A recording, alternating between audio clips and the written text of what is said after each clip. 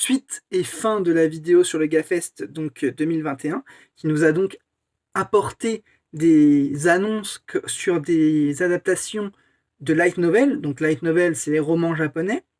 Donc c'est à l'instar de Sword Art Online, de beaucoup d'animes qui ont été adaptés depuis des light novels. C'est en vogue en ce moment, ça marche plutôt bien, et voilà. Donc on va finir avec le manga, le light novel, Tensei Kenja no Isekai Life. Donc c'est une adaptation animée d'un light novel qui a été annoncé au GAFest et qui donc présente l'histoire de Yuji Sano qui travaille dans une entreprise stricte et en revenant du travail, il doit faire des heures supplémentaires chez lui. Donc déjà cette phrase est assez bizarre mais bon, à mon avis ça trouvera son explication durant l'adaptation. Un jour, il reçoit sur son ordinateur un message disant qu'il est convoqué dans un autre monde. Il se retrouve transporté dans un monde où s'affichent des compétences et des barres de vie, comme dans un jeu. Donc là, on est sur du classique, on est sur du isekai, un jeune qui travaille et qui se retrouve du jour au lendemain dans un nouveau monde avec des super pouvoirs, vraiment où il y a des statistiques comme dans un jeu vidéo. Donc on est vraiment sur du classique, du isekai de base. Notre héros tombe rapidement sur un slim, donc là, ça peut devenir intéressant, qui réussit à apprivoiser.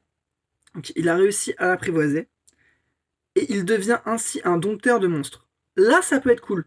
Ça veut dire que le gars, il arrive dans un nouveau monde et qui va avoir un familier, quoi.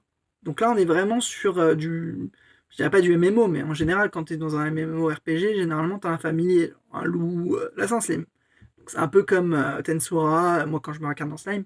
Et des pouvoirs magiques se réveillent alors en lui et il obtient un autre métier, celui de sage. Celui de sage. Donc en fait, il va avoir un métier, celui de sage.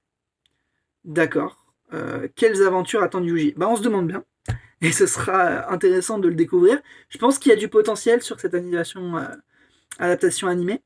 Sur cette adaptation animée, je pense qu'il y a du potentiel.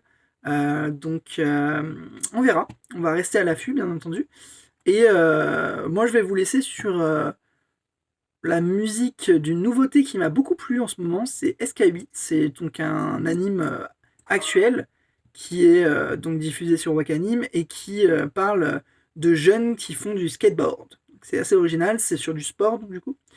Et ça reprend les codes de Air Gear et ça les adapte d'une belle manière, je trouve. C'est vraiment... s'ils veulent faire une suite d'Air Gear, qui prennent le même studio, Bones, qui fait de très bons animés, qui fait du My Hero Academia, qui fait du Noragami, on espère une saison 3 d'ailleurs. Et voilà, donc moi je vais vous laisser sur ça, et j'espère que cela vous a plu. Et je vous dis à la prochaine. N'hésitez pas à mettre un pouce bleu, à lâcher un like, moi ça fait toujours plaisir, on est là pour s'amuser.